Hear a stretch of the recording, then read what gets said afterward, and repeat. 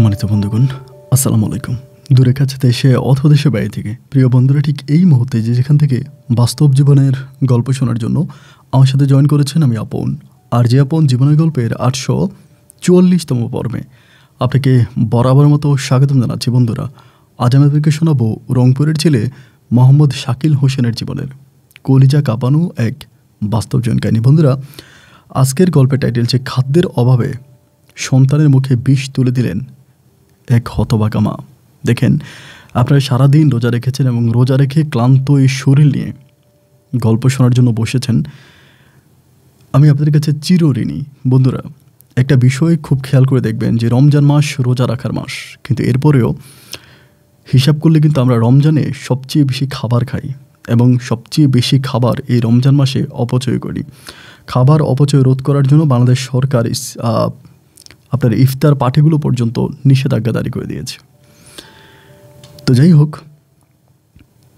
একটা মা কতটুকু কষ্ট পেলে তার নিজের সন্তানের মুখে বিষ তুলে দিতে পারে, খাবার দিতে পারে না বলে পুরো গল্পটা শুনে আপনার হৃদয়টা কেঁপে উঠবে। এই গল্পের মাঝে আজ আপনি এক চরম শিক্ষাও পাবেন। একটা ছোট্ট কথা না বললেই নয়, হাসিও পায় আবার কষ্টও লাগে। আমার কাকা অনেক বছর আগে 20 লক্ষ টাকা যৌতুক নিয়ে এক মহিলাকে বিয়ে করে এবং ওই মহিলাকে দেখার পরে আমি অবাক হয়ে গেলাম। আমার কাকা যথেষ্ট হ্যান্ডসাম, স্মার্ট, এত সুন্দর, সুদর্শন, কিন্তু ওনার ওয়াইফ একেবারে কুচ্ছিত চেহারা। আল্লাহ হয়তো ওনাকে ওরকম করে বানিয়েছে, বাট আমার ভালো লাগে নাই। যারা দেখেছে কারোই ভালো না, একদম কালো বর্ণের ছিল এবং চেহারা খুব বিশ্রী ছিল। তো কিছুদিন পরে আমি যখন কাকার বাসায় গেলাম কোনো এক কারণে, যাওয়ার পরে দেখি যে ওনার, আপনারা অনেক সময় দেখবেন যে বাচ্চারা খেলা করে, বাচ্চারা খেলনা ওই যে মুখোশগুলো পরে, খেলনা যে মুখোশগুলো হয় না, এরকম মুখোশগুলো পরে। তো ওনার বাসায় যাওয়ার পর আমি দেখলাম যে বিভিন্ন বড় বড় পোস্টার থেকে উনি শাবনূরের ছবি এরকম কাট করে রাখছে, পূর্ণিমার সহ ইন্ডিয়ান বড় বড় নায়িকাদের ছবি এরকম কাট পিস করে রাখা, মানে এরকম কেটে রাখা জাস্ট মুখটা, এবং এটার পিছনে প্লাস্টিক দিয়ে বাঁধা। তাহলে আমি বললাম যে কাকা, এগুলো দিয়ে কী করেন? তুমি আমাকে বলো, কখনো তোর চাচিকে আমি ক্যাটরিনা বানাই, কখনো বানাই কারিনা, আর কখনো শাবনূর পূর্ণিমা। হ্যাঁ বললাম মানি। বলে যখন আদর করি তখন ওই কখনো ক্যাটরিনার মুখোশটা পরাই দিই, কখনো পূর্ণিমার মুখোশটা পরাই দিই। আমি জানি আপনারা হয়তো অনেকে হাসছেন কথা শুনে, কিন্তু এটা হাসির বিষয় না। এই ধরনের মানুষগুলোর ফাঁদে পড়ে, স্বার্থবাজ মানুষগুলোর ফাঁদে পড়ে আমাদের সমাজের সহজ সরল মেয়েগুলোর শেষ পরিণতি কী হয়, আপনি রংপুরের ছেলে সাকিবের জীবনের গল্পটা শুনলে চমকে উঠবেন। আমি আশা করব শুরু থেকে শেষ পর্যন্ত আপনারা আমার সাথেই থাকবেন। আমার গল্প শেষে শাকিল হোসেনকে আপনার মতো করে একটা মন্তব্য কমেন্ট বক্সে লিখবেন। ধন্যবাদ সবাইকে। সুপ্রিয় বন্ধুগণ, আসসালামু আলাইকুম। আমার মোহাম্মদ শাকিল হোসেন, আমার বাড়ি রংপুর। বন্ধুরা, আমি আমার জীবনের গল্পটা শুরু করার শুরুতে আপনাদেরকে আমার পরিবারের ব্যাপারে জানিয়ে রাখি। আমার পরিবারে আমি আছি, আমার বাবা আছে, মা আছে, তাছাড়া রয়েছে আমার দাদা দাদি সহ আমার একজন জেঠু। এছাড়া আমাদের পরিবারের সদস্যের মধ্যে আরও রয়েছে আমার বড় একটা বোন সহ ছোট 2টা ভাই। আমরা টোটাল 3 ভাই 1 বোন। আমাদের পরিবারটা রংপুর শহর থেকে অনেক দূরে কোন এক প্রত্যন্ত গ্রামে, এক নিম্ন মধ্যবিত্ত পরিবার। আমার বাবা পেশায় একজন জেলে। আমার বাবা, আমি খুব ছোটোবেলা থেকে দেখে আসছি বিভিন্ন পুকুরে, নদীতে, খালে বিলে হিন্দু ধর্মাবলম্বী লোকদের সাথে মাছ ধরে, এবং সেই মাছ আমার বাবা ভাগে কিছুটা পায়, সেটা বিক্রি করে খুব কষ্ট করে আমাদের পরিবারটাকে চালাচ্ছে। যদিও আমার বাবার মোটামুটি অনেক বেশি জায়গা সম্পত্তি ছিল, মানে আমার দাদার, এবং সেই সম্পত্তির কিছু অংশ আমার বাবাও পায়। কিন্তু আমার বাবা মাঠে ঘাটে কাজ করতে খুব বেশি একটা পছন্দ করতো না, কারণ আমার বাবার রোদ একেবারেই পছন্দ ছিল না। আমার বাবা রোদে থাকতেই পারতো না, রোদে থাকলে আমার আব্বুর মাথা ঘুরাইতো। এই জন্য আব্বা বেশিরভাগ সময় পানিতে থাকতো আর মাছ ধরতো। এটা করে আমার আব্বার জীবন কাটাতো, এটা করে আমার আব্বা চলতেছে। এমন করতে করতে একটা পর্যায়ে আমার বড় বোন মোটামুটি অনেকটাই বড় হয়ে যায়। বড় আপু যখন অনেক বড় হয়ে যায়, এবং সেই মুহূর্তে আমার বাবা যখন মাছ ধরে, গ্রামের বাসায় যাকে জাল্লা বলে, তখন আমার বাবার ওই কাছে, আমার বাবার জাল্লা হওয়ার কারণে আমার বড় বোনটা দেখতে যথেষ্ট সুন্দরী থাকার পরেও ভালো কোনো জায়গায় আমার বড় বোনটার বিয়ে হচ্ছে না। বড় বোনের জন্য অনেক ভালো ভালো বিয়ের প্রস্তাব আসে, কিন্তু যখন আমার বাবার পরিচয় পায় যে আমার বাবা মাছ ধরে, তখন আর আমার বড় বোনকে কেউ বিয়ে করতে রাজি হয় না। এমত অবস্থায় আমার দাদা দাদি সহ আমার জেঠু সবাই আমার আব্বার উপরে খেপে যায় যে তুই মাছ ধরতেছিস কেন, তুই মাঠে ঘাটে মাছ ধরা বন্ধ কর, কারণ মাঠে ঘাটে মাছ ধরলে এইভাবে আমরা মেয়েটাকে বিয়ে দিতে পারবো না, এটা কোনো অবস্থায় সম্ভব না। এমন করে আমার আব্বাকে একটা সময় ওই মাছ ধরা মানে জেলের কাজ করা থেকে আমার জেঠু আমার দাদা দাদি জোর করে নিয়ে আসে, এবং নিয়ে আসার পরে আমার আব্বাকে মাঠে ঘাটে কাজ করে। যদিও আমার আব্বা মাঠে ঘাটে কাজ করার জন্য প্রস্তুত ছিল না, তারপরেও আব্বুকে মাঠে ঘাটে কাজ করে, আব্বু তখন মাঠে কাজ করে, এবং ওই মুহূর্তে আমার বরাবর বিয়ে হয়ে যায়। আমার বরাবর যখন বিয়ে হয়ে যায়, আমার বয়স কিন্তু তখন একদম কম না, আমার বয়সও তখন প্রায় 17 থেকে 18 কাছাকাছি। বরাবর বয়স তখন 19-20-এর গণ্ডি পার হয়ে গেছে। তো যাই হোক, বরাবর বিয়ে হয়ে যায়। বিয়ে হয়ে যাওয়ার পরে আমি আছি এবং সাথে রয়েছে আমার ছোট 2টা ভাই। তো 3 ভাই মিলে তখন পরিবারটাকে চালাচ্ছে। আমার বাবা তখন আর মাছ ধরে না, আমার বাবা মাঠে ঘাটে কাজ করে। একদিন আব্বুর সাথে আমি মাঠে কাজ করতেছি, আমার আব্বু হঠাৎ করে আমাকে বলে, শাকিল তোরা একটা কথা বলি, তুই জানিস পুকুরে একদিন মাছ ধরলে যে টাকায় মাছ পাওয়া যায় এবং যে পরিমাণের মাছের ইনকাম, ওইটা মাঠে ঘাটে 10 দিন কাজ করেও ইনকাম করা যায় না। মাছ ধরার কাজটা অনেক সহজ, এবং মাছ বিক্রি করলে ওই ফসল ফলানোর চেয়েও অনেক বেশি টাকা ইনকাম করা যায়। আমার আব্বা এগুলো আমাকে বোঝাতো। তো অনেক দিন ধরে আব্বুর মুখে আমি এগুলো শুনতাম। শুনতে একদিন আমি করলাম কি, আমাদের এলাকাতে যে খালটা আছে, ওই খালের কিছু অংশে আমি একদিন মাছ ধরতে শুরু করলাম। মানে এমনি মাছ ধরতেছে, আব্বুর ওই পুরনো জালগুলো দিয়ে মাছ ধরি। বাট একবেলা মাছ ধরার পরে আমি অনেক মাছ পাইছি, এত মাছ পাইছি যে আমি সন্ধ্যার পর যখন এই মাছগুলো বাজারে নিয়ে বিক্রি করছি, আমি তখনকার আমলে প্রায় 1300 টাকার মাছ বিক্রি করছি। তো ওই 1300 টাকার মাছ বিক্রি করছি, আর 1300 টাকার দান ফলাইতে যে কী পরিমাণের কষ্ট হবে তার কোনো হিসাব নাই। অথচ খাল থেকে আমি জাস্ট জাল ফেললাম, 1300 টাকার মাছ উঠাইলাম, বিক্রি করে ফেললাম। তখন আমার কাছে মনে হলো যে বাবা তো আসলে আমাকে মিথ্যে বলে নাই। মাঠে ঘাটে কাজ করে যে টাকা ইনকাম করা যায়, খালে বিলে কাজ করে মানে তার চেয়েও আরও অনেক বেশি টাকা ইনকাম করা যায় কম সময়ে। আব্বুর ওই কথা মতো এবার আমি আর মাঠে কাজ করি না। আমার আব্বা আমার ছোটো 2টা ভাইদেরকে নিয়ে মাঠে ফসল ফলায় মাঠে কাজ করে, আমি তখন ওই বেশিরভাগই সময় খালে মাছ ধরি। এবং এটা নিয়ে আমার আম্মু আমার উপরে খুব রাগান্বিত। জেঠুও বলে, তুই তোর বাপের মতো হয়েছিস, তোর বাবা তোকে বুদ্ধি দিছে, এগুলো বলে। কিন্তু আমি তখন আর কারো কথারই কোনো মূল্যায়ন করি না, কারো কথাই আমি শুনি না। আমি তখন আমার মতো করেই খালে মাছ ধরি এবং মাছ উঠে মাছ বিক্রি করি। আলহামদুলিল্লাহ, এরকম করে আমার শৈশবের দিনগুলো আস্তে আস্তে করে পার হতে থাকে।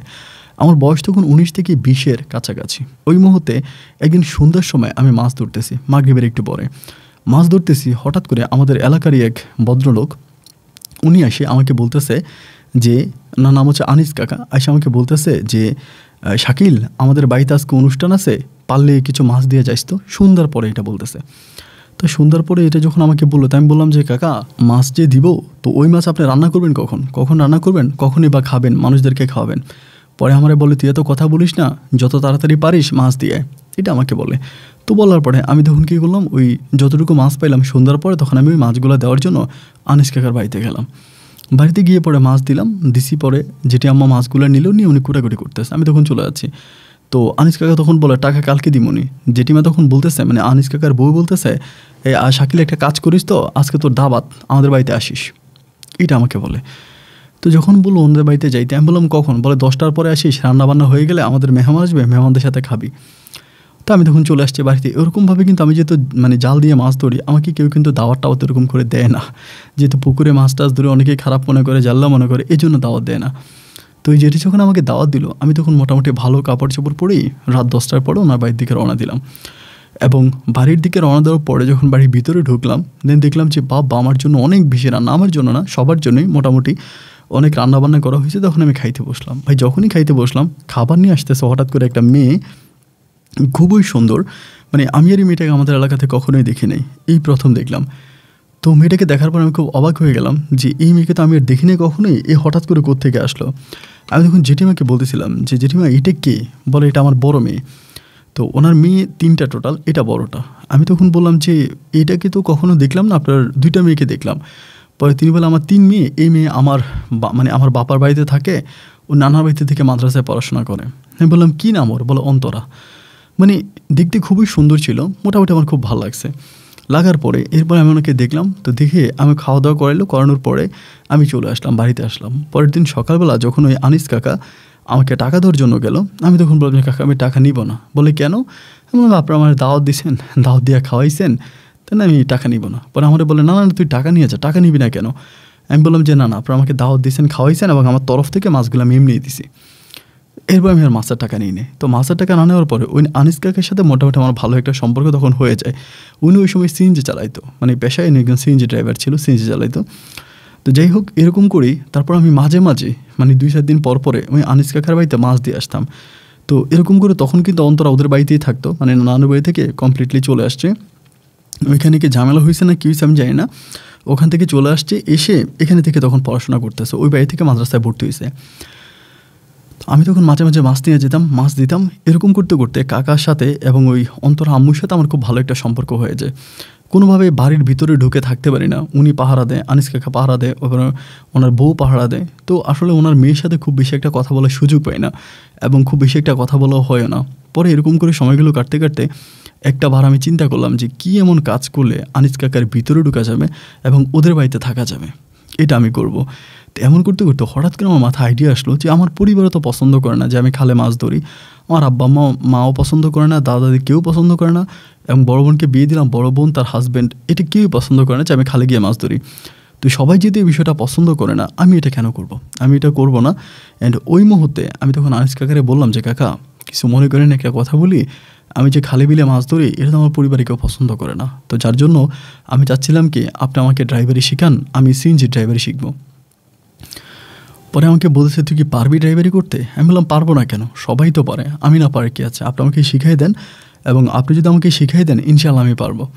এমন করে বলার পরে তিনি তখন বলে আচ্ছা ঠিক আছে সমস্যা নাই, তুই যদি শিখতে চাস তাহলে আমি তোকে শিখাবো। তো এটা বললাম পরে উনি তখন আমাকে ড্রাইভিং শিখাইতে শুরু করলো, আমাকে ড্রাইভিং শিখাচ্ছে কীভাবে ড্রাইভ করতে হবে।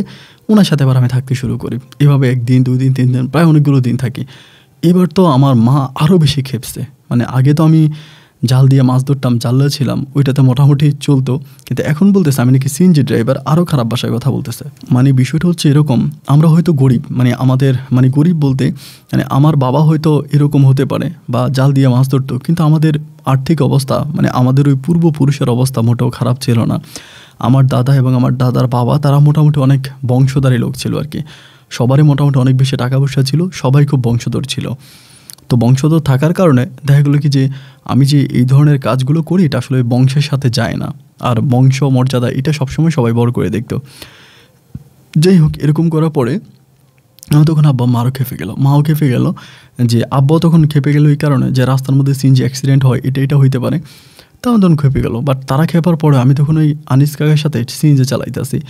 তো আনিস কাকা বেশিরভাগ সময় দেখা যাচ্ছে যে উনি সন্ধ্যার সময় সিএনজি বন্ধ করে দেয়, ধরেন জোহরের মানে এশার পরে মাগরিবের পর উনি আর সিএনজি চালায় না। তো মাগরিবের পরে তখন আমি প্রথম সিএনজি হাতে নিই এবং আমি তখন মাগরিবের পরে সিএনজি চালাই। এরকম করে সময়গুলো কাটতে কাটতে দেখা যায় আমি যে টাকা ইনকাম করি আমি অত টাকা নিই না, ধরেন সারাদিন সিএনজি চালালাম, সব টাকা আয় না ওনার হাতে যে কাকে এত টাকা পাইছি, তখন উনি কী করে সিএনজির মধ্যে গ্যাস ট্যাস ঢুকায় এবং বাকি আমার 200 300 400 যাই দেয় আমি ওইটাই নিয়ে যাই।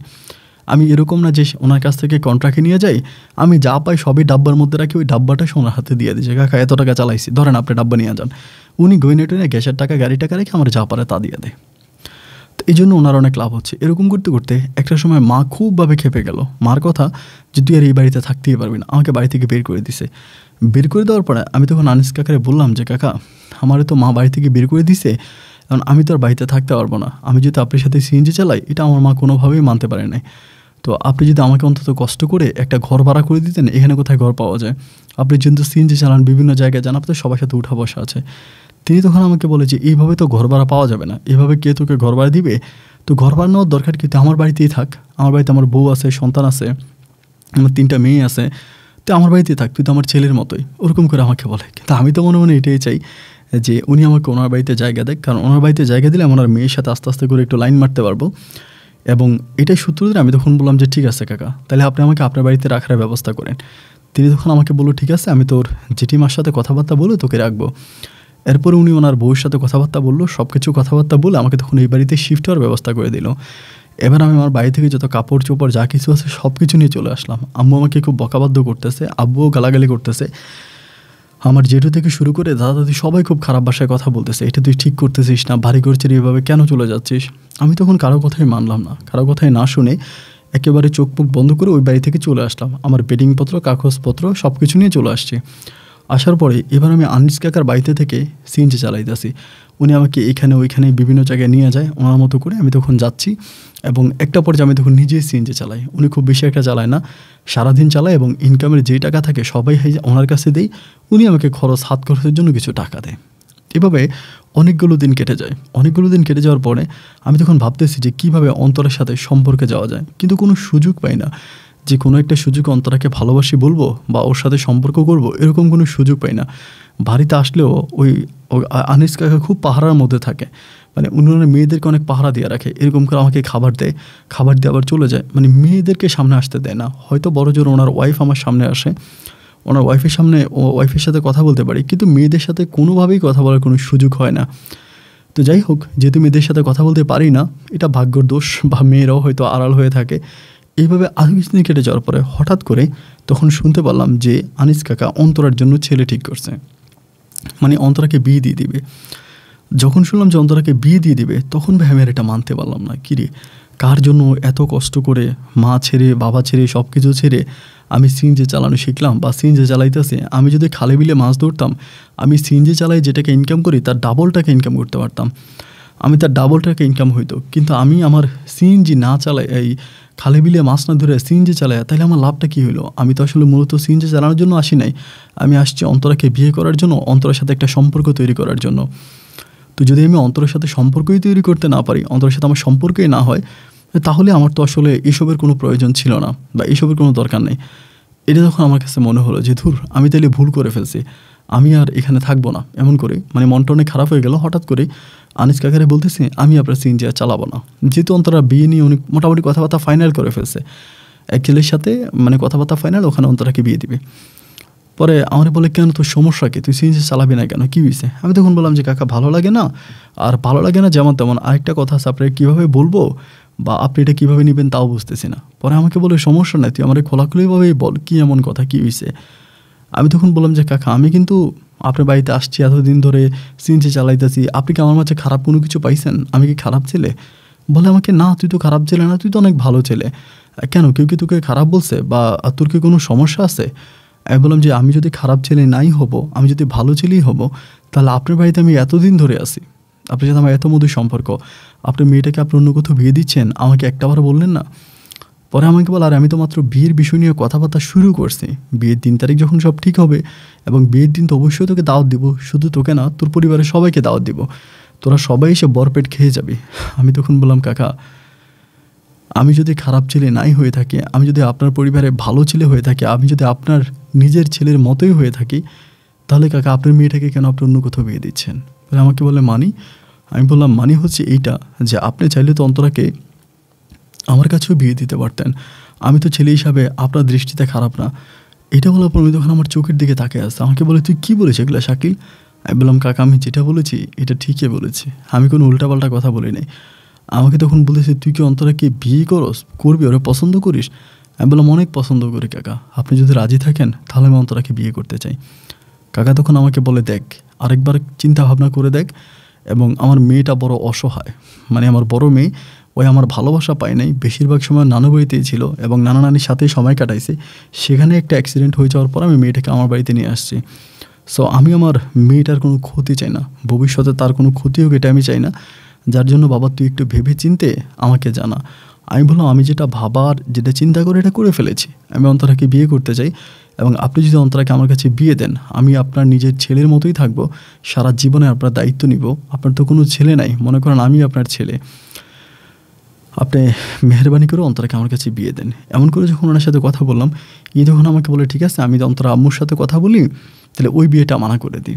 আলহামদুলিল্লাহ এভাবে কথা বলার পরে তিনি তখন ওই বিয়ের বিষয়ে যে লোকের সাথে কথা হয়েছিল তাদেরকে জানাই দিল যে না, তা এই মুহূর্তে অন্তরাকে তিনি বিয়ে দিবে না। পরে অন্তরা আম্মুর সাথে আনিস কাকা কথাবার্তা বলে আমাকে জানাইতে আসে যে শাকিল, অন্তরা আম্মু বলতেছে যে তুই তোর বাবা মাকে বলার জন্য, তুই তোর বাবা মাকে ছেড়ে আমাদের কাছে আসছিস বা আমাদের যে চালাইতেছিস, আমাদের বাড়িতে থাকতেছিস, সব কিছুই ঠিক আছে, কিন্তু এখন তুই যদি অন্তরাকে বিয়ে করে ফেলিস, তাহলে তোর বাপ মা সবার কাছে বলবে যে তোরে আমরা তাবিজ তুমান করে, তোরে আমরা ব্রেন ওয়াশ করে, তোর মাথা খারাপ করে আমরা তোকে আনছি এবং আমাদের মেয়েকে তোর কাছে বিয়ে দেওয়ার জন্য। তো এটা তো বাবা শুনতে ভালো লাগবে না, তুই একটা কাজ কর, তুই তোর আব্বু আম্মুর সাথে কথাবার্তা, এবং আমিও চাই যে আমার একমাত্র মেয়ের বিয়েটা পারিবারিকভাবেই হোক, পারিবারিকভাবে অনুষ্ঠানের মাধ্যমেই হোক, সুতরাং তুই তোর আব্বু আম্মুর সাথে কথাবার্তা বল। তো উনি যখন আমাকে এটা বলার পর আমি তখন চিন্তা করতেছি, আমার বাপ মা তো কখনোই রাজি হবে না, বা বাপ মার কাছ থেকে গিয়েও তো লাভ নেই। আমি সিএনজি চালাই, সেখানেই তারা আমাকে মানে না, আর সিএনজি ড্রাইভারের মেয়েকে তো তারা বিয়ে করাবেই না। আমি তখন কাকাকে কথাটা খুলিয়ে বললাম যে কাকা, আপনি যদি আমার আব্বার কাছে বিয়ের প্রস্তাব নিয়ে যান তাহলে কোনো লাভ নাই। আমার আব্বা কখনোই আপনার মেয়েকে আমাকে বিয়ে করাবে না, কারণ আমি সিএনজি চালাই দেখে আমাকে বাড়ি থেকে বের করে দিছে। ওই তখন আমাকে বলে, তাহলে তো বাবা আমি তোর কাছে এইভাবে আমার মেয়েটাকে বিয়ে দিতে পারবো না। এলাকার সবাই তখন আমাকে স্বার্থপর বলবে, বেঈমান বলবে, আমি তোকে ভাগাই নিয়ে আসছি, আইনা আমার মেয়ে তোর কাছে বিয়ে দিছে, আমি এটা পারবো না। উনি তখন মোটামুটি আমার উপরে খুব ক্ষেপে যায়, মানে রেগে যায় যে ওনার মেয়েকে আমার কাছে বিয়ে দেবে না, এভাবে দেবে না, অন্য কোথাও বিয়ে দিয়ে দিবে। তো এমন করে সময়গুলো কাটতে কাটতে প্রায় 2 থেকে 3 দিনের মতো কেটে যায়। আমি তখন ওনার বাড়িতে ড্রাইভিং করতেছি, ওনার বাড়িতেই থাকতেছি। তো মানে আমি আর ওনাকে কোনো কিছু বলি না, কারণ কোনো কিছু বলে তো লাভ নেই, তো বলেই দিল। অ্যান্ড এমন করতে করতে আমি ওনাদের মানে ঘর থেকে অনেক দূরের একটা ঘরে ঘুমাইতাম, একটা ছোটো ঘর, এক ঘরের মধ্যে সিএনজিও থাকতো, আমিও ঘুমাইতাম আর কি। তো ঘুমাই আছি, ওই সময় রাত প্রায় 2:30-3টা মতো বাজে। কে জানি আমার জানালার পাশে আমাকে ডাকতেছে যে শাকিল ভাই উঠে আসেন, এরকম করে 2-3টা ডাক দিল। পরে বাইরে চাঁদের আলো থাকার কারণে আমি তখন জানালা খুললাম, খুলে বাইরে দেখলাম যে অন্তরা দাঁড়ায় আছে। অন্তরাকে দেখে খুব অবাক হয়ে গেলাম, কিন্তু অন্তরা তো দেখিনি কেন, ও কি মানুষ না জিন? আমি একবার ছায়া দেখতেছিলাম যে ওর ছায়া আছে কিনা। যখন দেখলাম ওর ছায়া আছে, তখন আমি দরজা খুলে ঘর থেকে বের হলাম। বের হয়ে ঘরের পিছনে গেলাম, গিয়ে অন্তরাকে দেখে তো আমার শরীর তখন ধরপড় করে কাঁপতেছে। অন্তরাকে বললাম যে অন্তরা, এত রাতের বেলায় তুমি এখানে কেন আসছো? ও আমাকে বলে, আপনাকে একটা কথা জিজ্ঞেস করার জন্য আসছে, আপনি সত্যি সত্যি করে উত্তর দিবেন। আমি বললাম, আমি মিথ্যে বলতে যাব কোন দুঃখে? তুমি আমাকে বলো, আমি অবশ্যই সত্যিটা বলার চেষ্টা করব এবং সত্যিটাই বলবো। পরে আমাকে বলে, আপনি কি আমাকে পছন্দ করেন? এটা শোনার পর আমি খুব অবাক হয়ে গেলাম, ওর মুখের দিকে তাকিয়ে আছি। আমি তখন বললাম যে আমি কি বলবো, পছন্দ করি বলবো নাকি পছন্দ করি না ওইটা বলবো? ও আমাকে বলে, যেটা সত্য সেটাই বলেন, যদি পছন্দ করেন সেটা বলেন, আর যদি পছন্দ না করেন তাহলে সেটা বলেন। আমি বললাম যে আসলে তোমাকে পছন্দ না করলে তো তোমার বিয়ের প্রস্তাবটা তোমার বাবার কাছে দিতাম না। পরে আমাকে বলে, আচ্ছা আপনি কেমন মানুষ একটু বলেন তো, যে মানুষ কিনা আমাকে পছন্দ করেন এটা আমাকে বলতে পারলেন না, বললেন আমার বাবাকে? আপনি আমাকে একটাবার বলে দেখতেন যে আপনি আমাকে পছন্দ করেন। আমি তখন বললাম, আসলে কি বলবো জানি না, তোমাকে তো ওরকম করে কোনো দিন সুযোগ পাই না কথা বলার মতো।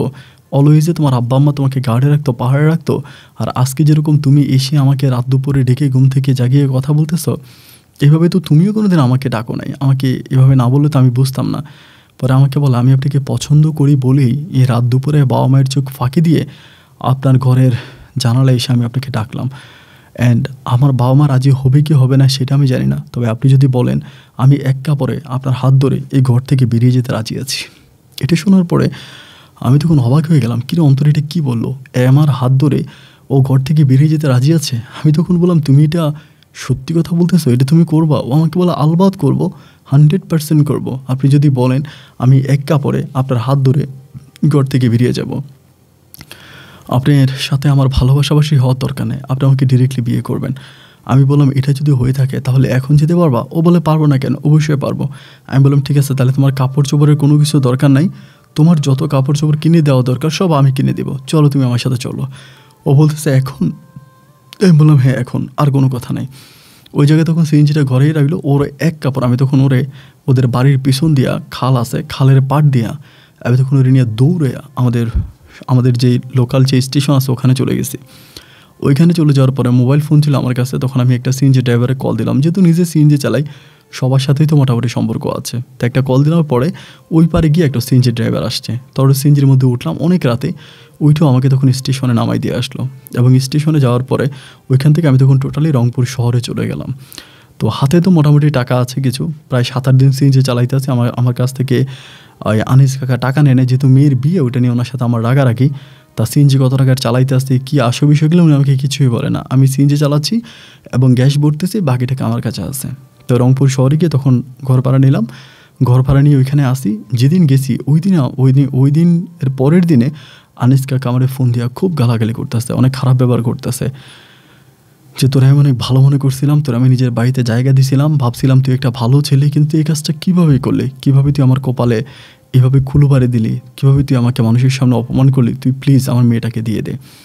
আমি ওনার সাথে কিছু কথা বলি না। তার 2 দিন পরেই আমার আব্বা তখন আমাকে ফোন দিয়েছে, আমাকে ফোন দিয়ে বলতেছে, শাকিল এটা তুই কী করলি? আমি বললাম, বাবা আমি যেটা করছি ভালোই করছি, আমি ওরে পছন্দ করি, যার জন্য আমাকে নিয়ে পালাইছি। আমার বাবা বলে, একটা কথা মনে রাখিস, আজকের পর থেকে আমি তোর সন্তান হিসাবে মানব না, এবং আমি তোকে সব কিছু থেকে বঞ্চিত করব। আমি তখন বললাম, তুমি করতেই পারো, আমার কোনো সমস্যা নেই, আমি যাকে ভালোবাসি আমি তো তাকে পাইছি, তারে নিয়ে বাঁচতে পারলে আমার হয়, আমার বাকি কিছু দরকার নেই। ওই সময় আমার মায়ের কাছ থেকে, আমার বাবার কাছ থেকে মা তখন ফোনটা টান দিয়ে নিয়ে যায় এবং বরাবর মতো মা ফোনটা টান দিয়ে নিয়ে আমার সাথে খুব খারাপ ব্যবহার করে, দুর্ব্যবহার করে এবং করে বলতেছে কালকের মধ্যে ওই ফকিনের মেয়েরে নিয়ে বাড়িতে আসবি। আমি বললাম তুমি আমাকে কী বলতেছো? মা বলে কী বলতেছি বুঝোস না, তোর বাবার আমি ম্যানেজ করবো, তুই কালকের মধ্যে ওই মেয়েরে নিয়ে বাড়িতে আয়। আমি বললাম যে ও যদি বাড়িতে যায় তাহলে তোমরা ওর সাথে খুব খারাপ ব্যবহার করবা এবং এটা কখনোই হবে না। আমার আম্মা বলে আমি যেটা বলছি তুই সেটাই কর, তুই মেরে নিয়ে বাড়িতে আয়, তোর আব্বারে কীভাবে ম্যানেজ করা দরকার এটা আমি তোর আব্বারে ম্যানেজ করবো, তুই চলে আয়। তাহলে আমি বললাম আচ্ছা ঠিক আছে। দেন আমি তখন অন্তরারে বললাম, অন্তরা আমাকে বলতেছে না এভাবে আমি যাব না, তোমার আব্বা খুব ডেয়ারিং মানুষ এবং এলাকাতে তোমার আব্বার অনেক পাওয়ার, তিনি আমাকে মারতেও পারে এবং তোমার সাথে আমার সম্পর্ক ব্রেকআপ করে দিবে, আমি যাব না। ওই দিন রাতের বেলায় আবার অন্তরা বাবা কল দিল, কল দিয়ে আনিস কাকা তখন বলতেছে তোরা কোথায় আছিস, জাস্ট একবার বল আমি এখানে আসবো, এবং কই আসিস তার একটা ঠিকানাতে আমি ওই ঠিকানা অনুসারে আসবো।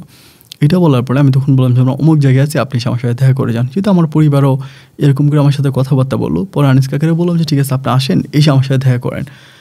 আনিস কাকা তখন আসলো, আসার পরে ওর সাথে আমার দেখা হলো। উনি আমাকে ধরে দুটো থাপ্পড় মারলো, প্রথমে দুই গায়ে ধরে থাপ্পড় মারলো, মারার পর বলে আমার মেয়ে কই? আমি বললাম যে ও আছে বাড়িতে, বাসায় আছে। বলে বাসা কই? তা আমি নিতে চাই না, তারপর ওনার চাপে পড়ে আমি ওনাকে বাসায় আনছি। বাসায় আনার পরে উনি ওখানে এসে অন্তরের সাথে খুব খারাপ ব্যবহার করতেছে, গালাগালি করতেছে যে তোর বিয়ের কথাবার্তা ঠিক হয়ে গেছে, বিয়ে মোটামুটি ফাইনাল, এই জায়গার ভিতরে তুই কী করে পারলি যে শাকিলের হাত ধরে বাড়ি থেকে চলে আসতে, আমার মান সম্মানের কথা একটাবার তুই চিন্তা করলি না, এরকম করে কথা বলতেছে। বলার পরে যাই হোক ওই সময়টা কেটে গেল, ওনাকে নাস্তা পানি দিলাম, উনি খাওয়া দাওয়া করলো, করার পরে সন্ধ্যা হয়ে গেছে। সন্ধ্যার পরে আমি অন্তরা এবং অন্তরা আব্বা তখন একসাথে বসছি। বসার পরে অন্তরার আব্বা আনিস কাকা আমারে বলে তোর বাবা মার সাথে কি তোর কথা হয়েছে শাকিল? আমি বললাম হ্যাঁ আমার আব্বা আম্মার সাথে কথা হয়েছে, কিন্তু তারা তো আমাকে আগামীকালকে বাড়িতে যাইতে বলছে তুই বউরে নিয়ে বাড়িতে আমরা মেনে নিব। তিনি তখন আমাকে বলতেছে খবরদার এই কাজ তুমি ভুলেও করো না, তুমি এই কাজ ভুলেও করো না, তুমি কখনোই যদি অন্তরাকে ভালোবেসে থাকো তাকে অন্তরাকে নিয়ে তুমি তোমাদের বাড়িতে যাইও না। অন্তরাকে নিয়ে তোমাদের বাড়িতে গেলে তোমার আব্বা তোমার মাইরা, অন্তরারের মাইরা তোমাদের মাঝে সম্পর্ক দূরত্ব ঘটাই দিবে। এবং এরকম নিউজ আমার কাছে নিউজ আসছে বলে আমি তোমার হাতে পায়ে ধরে এই পর্যন্ত আসছি তোমাকে এটা বলার জন্য যে তুমি কোনোভাবেই অন্তরার পক্ষ, তোমার আব্বা আম্মার পক্ষ নিয়ে অন্তরাকে নিয়ে তুমি কোনোদিনও বাড়িতে যাবে না, তুমি যেখানে আসো সেখানেই থাকো এবং এটাই তোমার জন্য সবচেয়ে বেশি সেফ জায়গা। এই কথা বলে ইনি আমার হাতে কিছু টাকা পয়সা দিল, যদি আমি নিতে চাই না, আমি বলছি আমার লাগবে না, আমি চলতে পারবো, আপনি আমার জন্য দোয়া করেন। তারপর উনি জোর করে আমাকে কিছু টাকা দিল এবং টাকাগুলো দেওয়ার পরে আমি তখন সেই টাকাগুলো ওনার কাছ থেকে নিলাম, নিলে পরে দেখে আমি তখন চলে আসছি, মানে উনি তখন চলে গেছে রাতের বেলায়, আমি আর অন্তরা শুয়ে আছি। তখন যাই হোক 2 দিন কেটে গেল, তো অন্তরা কিন্তু আমি ওখানে গিয়ে বিয়ে শাদী করছি, সব কিছু আমি মোটামুটি সব ঠিকঠাক করছি। এবং 2টা দিন কেটে যাওয়ার পরে অন্তরার আব্বা এবার আমাকে ফোন দিয়ে বলতেছে তুই অন্তরাকে নিয়ে আমাদের বাড়িতে আয়, তোদের বাড়িতে যাইস না, আমাদের বাড়িতে আয়, এবং আমাদের বাড়িতে আসলে কোনো সমস্যা হবে না, তুই আয়। তো আনিস কাকা যখন এইভাবে আমাকে বললো এবং অন্তরাও তাদের বাড়িতে যাইতে রাজি আসতো, আমাকে বলে আমাদের বাড়িতে গেলে কোনো সমস্যা নাই, আমার আব্বা আম্মা তোমার কোনো ক্ষতি করতে পারবে না, আমি জীবিত থাকতে তোমার কোনো ক্ষতি করতে পারবে না, সো তুমি এটা নিয়ে কোনো চিন্তা করো না, তুমি আসো। পরে আমাকে একরকম জোর জবরদস্তি করিয়ে অন্তরা তখন ওদের বাড়িতে নিয়ে যায়। আমি তখন ওদের বাড়িতে যাই এবং গেলে পরে ওর বাবার সাথে আমার কথা হয়। তিনি আমাকে বলে যে তোমার আব্বা তো অনেক ঝামেলা করতেছে, চেয়ারম্যান মেম্বার এমপি টেমপি অনেক লোকজনকে ধরতেছে, অনেক ক্ষতি করার চেষ্টা করতেছে, আচ্ছা যা হবার তা হয়েছে, তুমি থাকো আমার বাড়িতে। এরকম করে আমি অন্তরাদের বাড়িতে থাকতেছি, কিন্তু অন্তরার আব্বা সিনজি নিয়ে বের হয়, আমি বের হই না, কারণ উনি আমাকে বলে তুমি সিনজি নিয়ে যদি বের হইলেই তোমার ক্ষতি করবে, তোমাকে মারবে।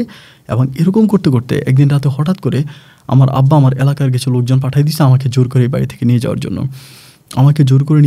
আব্বা লোক পাঠাইছে এবং ওই রাতে আমাদের প্রচুর ঝামেলা হয়। ওই লোকজনরা অন্তরাতের ঘর বাড়ি কাটাকাটি করে, ভাঙাভাঙি করে, অনেক ঝামেলা করে করে আমাকে নিতে পারে না, তখন চলে যায়। পরের দিনে অন্তরার আব্বা আমাকে তখন বলতেছে যে শাকিল তুমি কিন্তু আর থাকতে পারবা না, তোমার আব্বা কিন্তু মানুষ দিয়ে না পারলে কী হয়েছে, থানা থেকে পুলিশ দিয়ে হলে তোমাকে এখান থেকে নিয়ে চলে যাবে।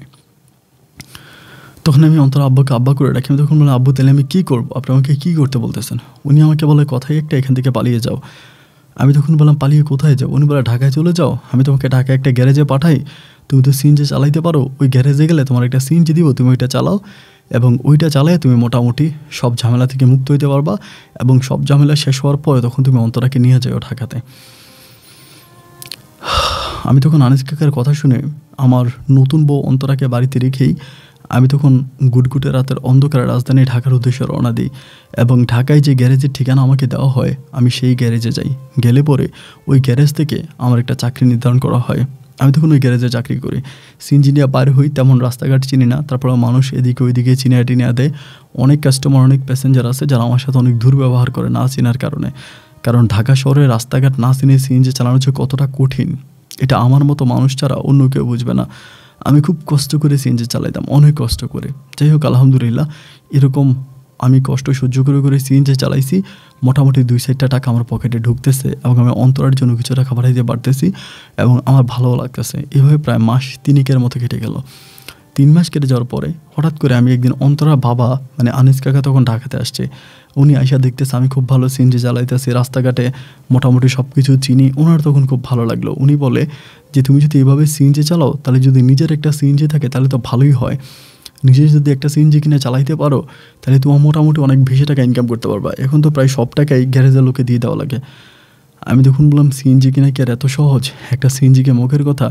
উনি আমাকে বলে তাহলে একটা কাজ করি, আমার তো বয়স হয়ে গেছে, আমি তো আর আগের মতো সিএনজি চালাইতে পারি না।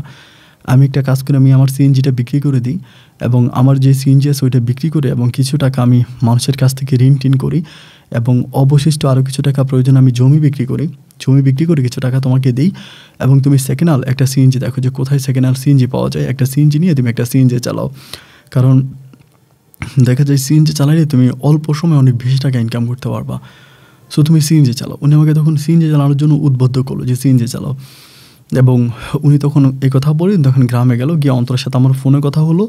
অন্তর আমাকে বলো আব্বা তো এরকম করে বলতেছে, তুমি কি বলো? আমি বললাম হ্যাঁ আব্বা তো ঠিকই বলতেছে।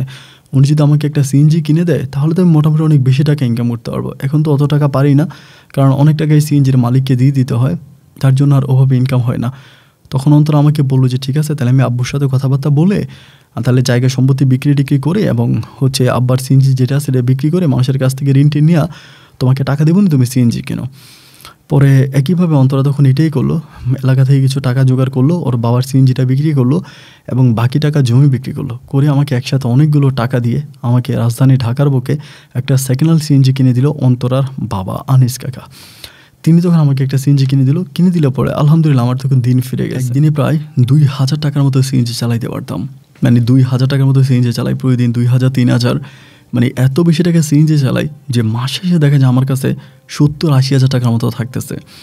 আর ওই সময় সিএনজি দাপিয়ে বেড়াইতাম। মানে সিএনজি তো আমি রাস্তাঘাট সব কিছু চিনি, ভাড়ার সিএনজি বাদ দিয়ে নিজের সিএনজি কিনছি। রাত দিন মিলে তখন সিএনজি চালাইতাম, রাতে দিনে সব কিছু মিলে সিএনজি চালাইতাম। তো প্রচুর টাকা ইনকাম করতেছে, অন্তরার জন্য টাকা পাঠাইতেছে এবং অন্তরা বাবার যেই ঋণ ছিল সিএনজি কেনার সময় মাসখানিকের ভিতরে সেই ঋণও পরিশোধ করাই দিই। তখন সিএনজি আমার হয়ে গেল। এত অন্তরাও মাঝে মাঝে ঢাকায় আসে, ওর আব্বাও আসে আমার কাছে 2 দিন থাইকা যায়। তো এমন করতে করতে তো সিএনজিতে তো আসলে একেবারে লো ক্লাসের মানুষরা ওঠে না, একদম গরিব যারা তারা ওঠে না, আবার একদম ধনী যারা তারা ওঠে না, মোটামুটি মিডল ক্লাসের মানুষরা সিএনজিতে ওঠে, অথবা ধনী ব্যক্তিরা ওঠে, যাদের নিজেদের গাড়ির কোনো সমস্যা হয় তারা ওঠে। তো এমন করতে করতে হঠাৎ করে যখন বড় লোকেরা সিএনজির মধ্যে উঠতো না, তখন হঠাৎ করে মনে হলো যে বড় লোকেরা কত সুন্দর সুন্দর বাসায় থাকে, কত সুন্দর সুন্দর বাড়িতে থাকে, বিশাল বিশাল বাড়িতে থাকে। মানে হঠাৎ করে নিজের একটু বেশি টাকা ইনকাম করার পরে নিজের ভিতরে একটু লালসা চলে আসছে যে আমি রাজধানী ঢাকার বুকে একটা বড় বাড়িতে থাকবো, অনেক বড় একটা বাড়ি হবে এবং বাড়ির একটা ব্যালকনি হবে অনেক বড়, ডাইনিং থাকবে। মোটামুটি তখন নিজের ভিতরে এই জিনিসগুলো জাগতেছে যে আমি একটা ভালো বাড়িতে থাকবো। এমন করে অন্তত কিছুদিনের জন্য হলে আমি একটা ভালো বাড়িতে থাকবো। এমন করে আমি রাজধানীর ঢাকার বুকে সুনামধন্য একটা এরিয়াতে একটা বাসা ভাড়া করি এবং অনেক বেশি টাকা বাসা ভাড়ার দাম ছিল, অনেক বেশি টাকা দিয়ে বাসাটা ভাড়া করে আমি তখন সেই বাসায় থাকতে শুরু করি। তা ফার্নিচার উঠে মোটামুটি যা কিছু উঠে আমি তখন থাকতেছি। তো আমি যে সিএনজি চালাই এটা কিন্তু আমি বাসার কাউকে বুঝতে দিই নি, মানে বাড়িওয়ালা থেকে শুরু করে অন্য কাউকেই বুঝতে দিই নি। সবাইকে বলছে আমি বিজনেস করি, বিভিন্ন আমার 8-10টা সিএনজি আছে, এগুলোর বিজনেস করি, আমার এমনি আবার অন্য অন্য বিজনেস আছে, এটা বলে আমি তখন বাসা ভাড়া করছি। তো প্রত্যেকদিন যখন বাসে আসি তখন খুব দামি দামি কাপড় চোপড় পরে বাসে আসি এবং বাসা থেকে যাওয়ার সময় আমি আমার ওই সিএনজির যে পোশাকটা এটা ব্যাগে করে নিয়ে যাই, ওইখানে গিয়ে গ্যারেজে গিয়ে আমি তখন ওই সিএনজির মানে পোশাকটা পরি। আর ঢাকারই একটা গ্যারেজে আমি তখন আমার সিএনজিটা ভাড়া রাখতাম। এইভাবে তখন আমার সময়গুলো কাটতেছিল। আলহামদুলিল্লাহ আমার মাঝে কোনো সমস্যা ছিল না, অন্তরের সাথে আমার সম্পর্কটা অনেক ভালো, বাট আমাদের কোনো বাচ্চা কাচ্চা হয় নাই, কোনো ভেবি টেবি নেই। তো এরকম করতে করতে হঠাৎ করে আমি যে বাড়িতে ভাড়া থাকতাম ওই বাড়ির যে বাড়িওয়ালা ছিল, একদিন বাড়িওয়ালার মেয়েটাকে আমি হঠাৎ করে দেখলাম। মেয়েটা এত যে সুন্দর ছিল, নাম ছিল নিজুম। মানে মেয়েটাকে দেখার পরে আমার কাছে মনে হলো আমি যেন ইন্ডিয়ান কোনো নায়িকা দেখেছি, একদম ইন্ডিয়ান নায়িকাদের মতো। পোশাক আশাকে, কথাবার্তায়, গায়ের পারফিউমে, মাথার চুলে, সুন্দর চেহারায় সব কিছু মিলে আমার কাছে মনে হলো যেন আল্লাহ তাআলা দুনিয়াতে মানুষরূপে একটা পরী পাঠিয়ে দিয়েছে। মেয়েটাকে এক নজর দেখার পরে আমি যেন অজ্ঞান হয়ে যাব। এত সুন্দর মেয়ে আমি আমার জন্মলগ্নের পর থেকে এই মুহূর্ত পর্যন্ত দেখি নাই। এক দেখে আমি তার প্রেমে পড়ে গেলাম। খুব ভালো লাগতে শুরু হলো মেয়েটাকে। যাই হোক, এরকম করে আমি প্রায় প্রত্যেক দিনে বাড়িওয়ালার মেয়েটারে দেখি। মেয়ে এখানে যায়, ওইখানে যায়, আমি তার দিকে তাকায় থাকি। আমার কাছে খুব ভালো লাগে। এবং একটা বিষয় খেয়াল করে দেখবেন, কোনো ছেলে যদি দূর থেকেও কোনো মেয়েকে ফলো করে, মেয়েরা কিন্তু এটা খুব স্পষ্ট বুঝতে পারে যে কোনো ছেলে তাকে ফলো করতেছে বা কোনো ছেলে তার দিকে কোনো নজরে তাকাইছে, এটাও খুব ভালো করে বুঝতে পারে। এবং একইভাবে এই মেয়েটা তখন বুঝতে পারলো যে আমি তার দিকে তাকাচ্ছি এবং তার সাথে কথা বলার জন্য চেষ্টা করতেছি। এমতো অবস্থায় আমি বুঝতে পারলাম যে ও বুঝে গেছে। তো বুঝে যাওয়ার পরে যাই হোক, বুঝলে বুঝছে, তা আমি ওর দিকে তাকাইতেছি, তা ও আমার দিকে মুসকি মুসকি মাঝে মাঝে তাকায়, একটু একটু করে হাসে। এমন করতে করতে প্রায় কয়েকটা দিন কেটে গেল। আমি মাঝে মাঝেই ওর দিকে তাকাই থাকতাম। আমার বের হইতো, গাড়ি নিয়ে যাইতো, গাড়ি নিয়ে আসতো। মোটামুটি এক কথায় বলতে গেলে অসাধারণ একটা মেয়ে ছিল। এইভাবে মাসখানেক কেটে যাওয়ার পরে আমি সবসময় দেখতাম যে ও আমার দিকে কেমন কেমন করে জানে তাকাইতো। একদিন আমি হঠাৎ করে ওর জন্য অনেকগুলো গিফট কিনে নিয়ে আসি। চকলেট, আচার, সুইংগাম থেকে শুরু করে অনেকগুলো গিফট কিনে নিয়ে এসে আমি তখন এইটা এনে, মানে ওদের আগে বাসার একজন দারোয়ান ছিল, ওই দারোয়ানটা চলে গেছে, নতুন একটা দারোয়ান আসছে। তো ওই দারোয়ানটার নাম ছিল হারুন দারোয়ান। তো হারুন দারোয়ান চলে যাওয়ার কয়েকদিন পরেই আমি অনেকগুলো গিফট নিয়ে আমি হঠাৎ করে একদিন এসে নিজেমকে দিচ্ছি যে নিজেম এগুলো তোমার। বলে আমার, বলে কেন আপনি মিলে আমাকে কেন দিলেন? আমি বললাম, বারে আজকে না তোমার জন্মদিন, আমার তরফ থেকে তোমার জন্য জন্মদিনের গিফট। পরে আমাকে বলে, কে বললো আপনাকে আজকে আমার জন্মদিন? আমি বললাম, কেন? তোমাদের ওই আগের দারোয়ান হারুন বললো। বলে মানি? আমি বললাম, না, হারুনের সাথে সকালবেলা কথা হলো, হারুন আমাকে বললো যে আজকে তো আমাদের ম্যাডামের জন্মদিন, বাড়িঘর কি সাজাইছে? ও আমাকে বলতেছে, হারুন এটা বলছে? আমি বললাম, হ্যাঁ এটা বলছে। তো বাড়িঘর যে এবার সাজানো হয়নি। পরে আমাকে বলে, আপনি হারুনের সাথে কথা বলেন কেন? ও তো একটা বাজে লোক, খারাপ লোক, ও তো খারাপ দারোয়ান। আমি বললাম, কথা বলি, আর বলবো না? তুমি যদি বলো তাহলে আর কোনোদিনও হারুনের সাথে কথা বলবো না, বলার দরকার কি? পরে আমাকে বলো, আপনি কী করেন? আমি বললাম যে আমি বিজনেস করি, আমার নিজের 8-10টা সিএনজি আছে, এছাড়া আমার আরও ট্রাভেল এজেন্সি আছে, বিভিন্ন ধরনের বিজনেস আছে। তো বলে বাড়ি কই? আমি বললাম যে আমার বাড়ি রংপুরে। বলে রংপুরের ছেলেদের আমার খুব পছন্দ, তারা অনেক সুন্দর করে কথা বলে এবং তারা যথেষ্ট সহজ সরল হয়, তাদের ভিতরে কোনো পেশ থাকে না এবং যথেষ্ট পরিমাণের ভালো মনের মানুষ হয়। তো আপনাকে আমার খুব ভালো লাগছে, ঠিক আছে, আপনার সাথে আমি মাঝে মাঝে কথা বলবো। আজকে আমার জন্মদিন না হলেও আপনার গিফটের জন্য আজ আমার জন্মদিন হয়ে গেল, থ্যাংক ইউ সো মাচ। এটা বলে সে তার নাম্বারটা আমাকে দিল। আমি তখন তার নাম্বারটা আমার ফোনে সেভ করলাম এবং নাম্বারটা পাওয়ার পরে তো মনে হলো যেন আমি আসমানের চাঁদটা পেয়ে গেছি। মানে এত ভালো লাগতেছিল ভিতরে, এত শান্তি লাগতেছিল যে আল্লাহ তোমার কাছে লাখো কোটি গুণ শুকরিয়া যে আল্লাহ তুমি আমার দিকে অন্তত মুখ তুলে তাকাইছো, মুখ ফিরে তাকাইছো। এবং আমি তখন ভীষণ রকমের ভালো আছি, আল্লাহর কাছে শুকরিয়া, আল্লাহ আমাকে এতটা ভালো রাখছে। এবার আমি অলওয়েজে এই নিজুমের সাথে কথা বলতাম, দিন নাই রাত নাই 24 ঘন্টা ওর সাথে কথা বলতাম, সিএনজি চালাইতাম এবং ও আমাকে ফোন দিত, এরকম হইতো আমি প্যাসেঞ্জার নামাই দিতাম, মানে প্যাসেঞ্জার নামাই দিয়া ওর সাথে ঘন্টার পর ঘন্টা দাঁড়ায় কথা বলতাম, সারা রাত জেগে ওর সাথে কথা বলতাম। সকালবেলা সিএনজি আমি ভাড়ায় দিয়ে দিতাম অন্য কোনো ড্রাইভারকে। এবং আর অন্তরের সাথে তো আমার ওরকম করে কথা তখন বলা হইতোই না, আমি বেশিরভাগ সময় নিজুমের প্রেমেই হাবুডুবু খাচ্ছিলাম। এমন করতে করতে ফোনে কথা বলতে বলতেই একটা সময় নিজুমের সাথে আমার একটা মিষ্টি প্রেমের সম্পর্ক হয়ে যায় এবং সম্পর্কটা এতটাই গভীর হয়ে যায় যে আমি মাস শেষে যত টাকা ইনকাম করতাম সিএনজি চালায়া, তার প্রায় পুরোটা টাকায় আমি নিজুমের পিছিয়ে ব্যয় করতাম। এক একদিন নিজুমকে নিয়ে যখন চাইনিজ খেতে যেতাম, কোনো জায়গায় ঘুরতে যেতাম, 10,000, 15,000, 20,000 টাকা চলে যেত। মানে এত বেশি টাকা নিজের পিছনে আমি খরচ করেছি, মানে যেটা কোনো হিসাব নাই। এবং সিএনজি চালিয়ে প্রায় সবটাই আমি নিজের পিছনে খরচ করতাম। এরকম করতে করতে অনেকগুলো দিন কেটে গেল। অ্যান্ড এরই মাঝে হঠাৎ করে অন্তরা তখন বাচ্চা কনসেপ্ট করছে, ওর পেটে বেবি আসছে। আমাকে অনেক ফোন করছিল যে আমার বেবি আসছে, তুমি এসে আমার বাবুটাকে দেখে যাও, আমার বাবু হবে। আমাকে ফোন করছিল, আমি যাই নাই। অন্তর আব্বাও ফোন করছিল, আয় বাড়িতে আসো, তোমার সন্তান হবে, তুমি আসো। তো আমাকে অনেকবার বলছে, আমি তখন আর যাই নাই। অ্যান্ড একটা সময় আমার বউ অন্তরার ঘরে একটা মেয়ের সন্তান হয়, সন্তানের নাম হচ্ছে আয়শা। বাবুটা হওয়ার পরে নাম রাখে আয়শা। তা আমি জানি না সত্য মিথ্যা, আমার শ্বশুর বলল, মানে আনিস কাকা বললো যে আমার মা নাকি আমার বাবুটা যেদিন হয় সেদিন আসছিল, এসে আম্মা নাকি দোয়া করে গেছে। আমি আর আব্বা আমার সাথে খুব বেশি একটা কথা বলি না, যেহেতু তারা আমাকে বাড়িঘর থেকে বের করে দিয়েছে, তাদের সাথে আমার সম্পর্কটা খুব একটা ভালো তারা রাখে নাই, যার জন্য আমি তাদের সাথে খুব বেশি একটা কথা বলি না। না বলে বেশিরভাগ সময় আমি ওই নিজমের সাথেই পড়ে আছি। রাজধানী ঢাকার বুকে লাল নীল নতুন নতুন বাতিতে আমি নিজমের সাথে আমার সময়গুলো কাটাচ্ছি। আলহামদুলিল্লাহ সময়গুলো যথেষ্ট ভালো কাটতেছিল, কোনো সমস্যা নাই।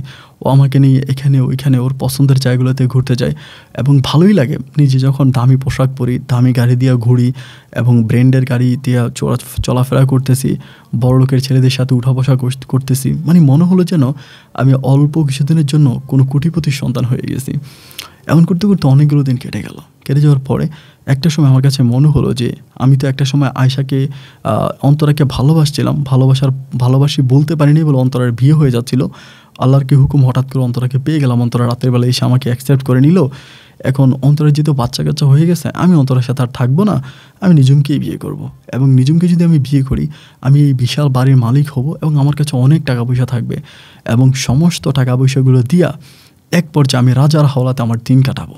এটা আমি পরিকল্পনা করলাম এবং এইটা পরিকল্পনা করার পরে আমি তখন নিজুমকে ডিরেক্টলি অফার করলাম যে নিজুম, আমি তোমাকে বিয়ে করব এবং যেহেতু আমরা রিলেশনে আছি, সো আমরা বিয়ে শাদী করে ফেলবো, তুমি কি বলো? তো আমাকে বললো তোমার আব্বা আম্মু। আমি বললাম যে আমার তো বাপ মা দুজনেই দেশের বাইরে থাকে, তারা দেশে থাকে না, তো এখন তুমি যদি বলো তাহলে আমি জাস্ট তোমাকে বিয়ে করতে পারি। পরে আমার আব্বা আম্মার সাথে আব্বা আম্মার কাছে আমরা বিদেশে চলে গেলাম, অথবা আব্বা আম্মা দেখে দেশে আসলো। তো আমাকে বলে ভালো কথা, বিয়ে শাদী করবা? আচ্ছা ঠিক আছে, আমি রাজি। মানে এক কথায়ও রাজি হয়ে গেছে। ওই তো একটা বারের জন্য বললো না আমার আব্বা আম্মা কি রাজি হবে কি হবে না, বা কোনো কিছু আমাকে বললো না। এবং ওই রাজি হয়ে যাওয়ার পিছনে যে কোনো কারণ ছিল এটা আমি বুঝতে পারিনি এই মর্মে যে ও তো বড় লোকের মেয়ে, ওয়েস্টার্ন লাইফ লিড করা। এটা গ্রামের মেয়ে হইলে হয়তো চিন্তা ভাবনা করতো বাবা কি বলে, মা কি বলে, সমাজ কি বলে, এগুলো নিয়ে অনেক চিন্তা ভাবনা করতো। গ্রামের মেয়েরা যেরকম করে আর কি, মানে খ্যাত টাইপের চিন্তা ভাবনা। এরকম চিন্তাভাবনা তো নিজম করবে না, কারণ সে হচ্ছে ওয়েস্টার্ন মডার্ন এবং মানে হিট লেভেলের একটা মেয়ে, ও তো আর এসব নিয়ে চিন্তাভাবনা করবেই না। আমি তখন ভাবলাম যে যা আছে তাই, কপালে যেটা আছে সেটাই হবে, আমি ওর বিয়ে করে ফেলবো। ওই যে তো রাজি হয়ে গেছে। কিন্তু ভাই ও আমাকে তখন বলে যে ঠিক আছে ফাইন, ও বিয়ে করবে। তো আমি ওর সাথে কথাবার্তা সব কিছু ডিল ঠিক হলো যে ও বললো ওর কিছু ফ্রেন্ড সার্কেল নিয়ে আসবে, আমার কিছু বন্ধুবান্ধবকে রেডি করার জন্য। আমি তখন বললাম যে আমার তো কোনো বন্ধুবান্ধব নাই, তো তুমি তোমার বন্ধুবান্ধবদেরকে নিয়ে এসো, তোমার পক্ষ থেকে কিছু মানুষ আমার পক্ষে আসবে। ও বললো ওকে ফাইন ঠিক আছে। যাই হোক, তখন দুটো পক্ষের সম্মতিতে পারিবারিকভাবে তখন ওই মানে পারিবারিক বলতে শুধু নিজম আর আমি, ওর কিছু ফ্রেন্ড সার্কেল মিলে মানে ফিল্মি স্টাইলে তখন আমি নিজমকে বিয়ে করি। কিন্তু ওই বিয়ের দিন, মানে বিয়ে যেদিন হবে সেদিন নিজম আমাকে হঠাৎ করে বলে কাবিনের বিষয়টা নিয়ে। নিজম আমাকে বলে আমার মা আজ থেকে অনেক বছর আগে আমার বাবার কাছে বিয়ে বসছে, সেই আমলে আমার বাবা আমার মাকে 20 লক্ষ টাকা কাবিন দিয়েছে, সো তুমি আমাকে 50 লাখ টাকা কাবিন দিতে হবে। আমি তখন বললাম আমি 50 লাখ টাকা কাবিন দিতে হলে তো সরকারি খাতায় অনেক টাকা দিতে হবে, যেটা সরকারি বেড, আমি এত টাকা কোত্থেকে দিব? আমাকে বলে 20 লাখ টাকার উপরে দিতে হবে। 20 লাখ টাকা দিলে হবে না, 20 লাখ টাকার উপরে দেওয়া লাগবে, কারণ 20 লাখ টাকা দিয়ে আমার মা বিয়ে বসছে আমার বাবার কাছে, সো তুমি আমাকে আরেকটু বেশি দেওয়া লাগবে। তো শেষ পর্যন্ত তার বন্ধুবান্ধব সবাই মিলে বলছে ঠিক আছে তাহলে 25 লাখ টাকার মধ্যে ফিক্সড হয়ে যাক, 25 লাখ টাকায় বিয়ে হবে।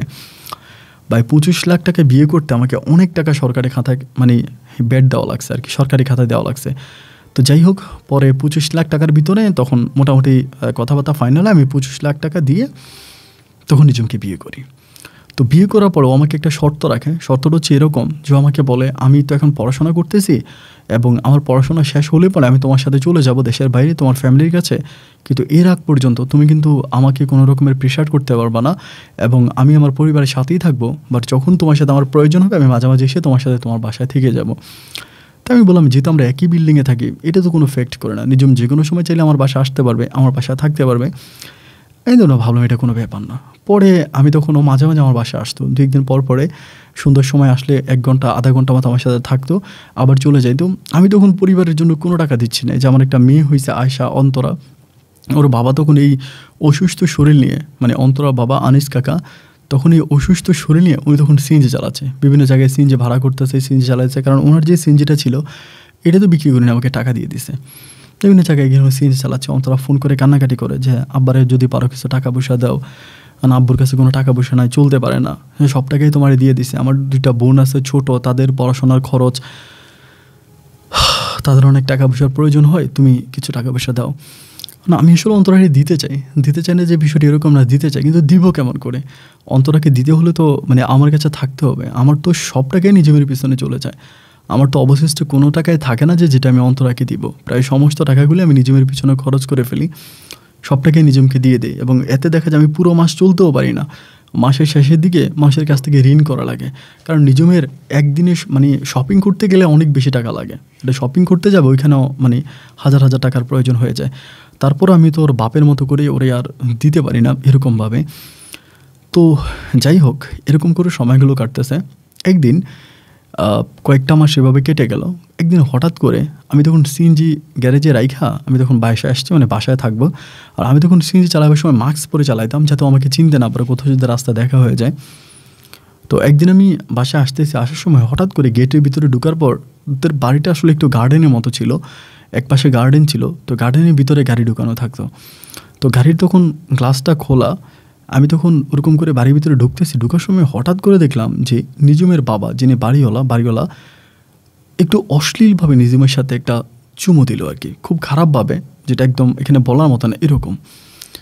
তো জিনিসটা দেখার পর আমি তখন অবাক হয়ে গেলাম যে কী ব্যাপার, একটা বাবা কী করে তার মেয়ের সাথে এরকমভাবে আলিঙ্গন করতে পারে, এটা তো কোনোদিনও সম্ভব না। এটা দেখার পরে আমি তখন একটু মানে থমকে গেলাম, ওইখানে দাঁড়াই গেলাম। পরে দেখলাম যে আরও জঘন্য। এবং যেটা আমি দেখলাম, এটা দেখার পরে আমি মানে আর স্থির হয়ে দাঁড়ায় থাকতে পারলাম না। আমি বাসা থেকে মানে ওই গেট থেকে বেরিয়ে গেলাম। বেরিয়ে যাওয়ার পরে কিছুক্ষণ পর আমি তখন রুমে আসছি, আমার বাসায় আসছি। আসার পর আমার তখন গাম বাড়িতে আসে, কিরে এই মাঝে নিজেও আমাকে কল দিচ্ছে। আমি ওর কল ধরলাম না ধরে চিন্তা করলাম যে এটা কী দেখলাম আমি, একটা বাবা কী করে তার মেয়ের সাথে এই ধরনের কাজ করতে পারে। আল্লাহ, এই তুমি আমাকে কী দেখাইলা, আস্তাগফিরুল্লাহ। আমি তখন এগুলো পড়তেছিলাম। যাই হোক, এরকম করে সময়টা কাটতেছে। আর নিজেও আমাকে অ্যানিমাজে ফোন দিতেছে। আমি কি তোর ফোন ধরি না, কারণ ফোন ধরি না আমি এটা কী দেখলাম। পরে নিজে ভাবলাম যে বড়লোকের মেয়ে তো, বড়লোক বাবা বড়লোক মেয়ে, অনেক সময় আমেরিকাতে বা ওয়েস্টার্ন কান্ট্রিগুলোতে তাদের মানুষ বড়লোক হয়, বাবা মেয়ের মাঝে এরকম কোনো সম্পর্ক হয়েও যায়। হয়তো ওই মেয়ের সাথে হয়ে গেছে, মেয়ে বড় হয়েছে, বাবার সাথে মনে এরকম একটা সম্পর্ক হয়ে গেছে। তখন আমার নিজের কাছে অনেক খারাপ লাগার পরে আমি তখন আর মানে জিনিসটা ওভাবে নিতে পারি না যে এটা কী ধরনের কথা এবং নিজে এটা কী করলো, মানে খুবই কষ্ট লাগলো আর কি। তো এরপর আমি ওর সাথে মাঝে মাঝে কথাবার্তা বলি, সবসময় বলি। এমন করতে করতে আমার একদিন আমার এক উকিল মানে স্যার আছে, ওনার নিয়ে আমি মাঝে মাঝে এখানে ওইখানে বিভিন্ন জায়গায় যাই এবং ওনার সাথে আমার খুব মধুর একটা সম্পর্ক হওয়ার পর আমি তখন বললাম যে স্যার, আমার বাসা, আমি যে অন্তরাকে বিয়ে মানে নিজমকে বিয়ে করছি এটা বলি নাই, বললাম যে আমার বাসার মানে বাড়িওয়ালার মেয়ের সাথে এই ধরনের কাজ করছে গাড়ির ভিতরে, আমি এটা দেখছি। পরে উনি আমাকে বলে, ধরু ভাই, এটা কীভাবে সম্ভব, এটা হতে পারে না এবং এটা কখনো সম্ভব না। আমি বললাম স্যার, আমি নিজের চোখে দেখছি। উনি বলে এখানে কোনো না কোনো ঝামেলা আছে, তাহলে এটা ওনার মেয়ে না। মানে ওই উকিলটা বলতেছে আমাকে, তাহলে এটা ওনার মেয়ে না, 100% এটা ওনার মেয়ে না। এই উকিলের ওই কথাটাই তখন আমার খুব ডাউট লাগার পরে আমি তখন কাবিনের ব্যাপার বের করি। কাবিনের কাগজটা বের করার পরে কাবিনের কাগজে যে আইডেন্টি নাম্বার থাকে আমি ওইটা দিয়ে পর্যন্ত মানে যে ঠিকানা থাকে, লোকেশান থাকে, এবং ওইটা দেখি যে হ্যাঁ স্থায়ী লোকেশানে এবং বাবার নাম, বাড়িওয়ালার নাম, মানে সব কিছুই ঠিক আছে, কোনো সমস্যা নেই, পরিপূর্ণভাবে সব কিছু ঠিক আছে। তা এমন দেখার পরে এই কয়েকটা দিন পরে আমি তখন হঠাৎ করে সিদ্ধান্ত নিলাম যে আমি নিজমকে ওই বাসায় রাখবো না, কারণ যেহেতু ওর বাবার সাথে এরকম একটা জিনিস আমি দেখলাম, তো হাজব্যান্ড হিসেবে তো এটা আসলে কোনোভাবেই অ্যাকসেপ্টেবল করা যায় না। আমি তখন বললাম যে তুমি ওই বাসা থেকো না, আমি তোমাকে আলাদা রাখবো। ও আমাকে বল, আলাদা রাখবা মানে কিসের আলাদা রাখবা? আমি বললাম যে আমি আলাদা রাখবো, আমি এভাবে তোমাকে বাসায় রাখবো না, তো তোমাকে আলাদা থাকতে হবে। এটা বললো তখন রেগে যায়, আমি আলাদা থাকবো কেন, আমি আমার আব্বুর সাথে থাকবো। কিসের আব্বু তোমার আব্বু কিসের, তুমি কিসের আব্বুর কথা বলতেছো? আমি 2 চোখে দেখছি তোমার আব্বুর সাথে তুমি মুখে এটা করছো, তুমি তোমার আব্বুর ওই জিনিসটা মুখে নিছো, আমি নিজের চোখে দেখছি। পরে বলতেছে মানি তুমি এটা আমাকে কী বলতেছো? আমি বললাম জি, আমি নিজের চোখে দেখছি। মানে এই কথাটা বলার পরেই ধরেন মনে হয় এটাই সবচেয়ে বড় ভুল করে ফেলে, তাকে সরাসরি এটা বলার পরে ও তখন বিগড়ে যায়। বিগড়ে গিয়ে আর আমার সাথে কথা বলে না। এভাবে প্রায় 15 দিন 16 দিন কেটে যায়, আমার সাথে কথাবার্তা বলে না। একবার যে হঠাৎ করে আমাকে বলে, তুমি আমাকে তালাক করে দাও, আমি তোমার সংসার করবো না। যেহেতু তুমি আমার বাবাকে নিয়ে এত বড় একটা খারাপ কথা বলতে পারছো, আমি তোমার সংসার করবো না, তুমি আমাকে ছেড়ে দাও। আমি বললাম, ও মা, এটা তুমি কী ধরনের কথা বলতেছো? মানে আমি তোমাকে ছেড়ে দিব? মানে এইটা কোন ধরনের কথা বা কোন ধরনের আইন, কোন ধরনের কথাবার্তা তুমি আমাকে বলতেছো? আমাকে বলো, অফকোর্স আমি তোমার সাথে থাকবো না, আমি তোমার সংসার করবো না। তারপরে মানে আমি বললাম যে কারণ? ও বলে কোনো কারণ নাই, যে কিনা তার মানে জন্মদাতা বাবাকে নিয়ে এরকম কথা বলতে পারে, আমি এসব লোকের সাথে সংসার করবো না। তাই এটা বলার পরে আমি তখন বুঝতে পারলাম না যে ঘটনা কি, ওর সাথে এরকমটা কেন করতেছে। এবার আমি আস্তে আস্তে করে ইনকোয়ারি করতে শুরু করেছি, ও আসলে কী চায় বা মূলত কী।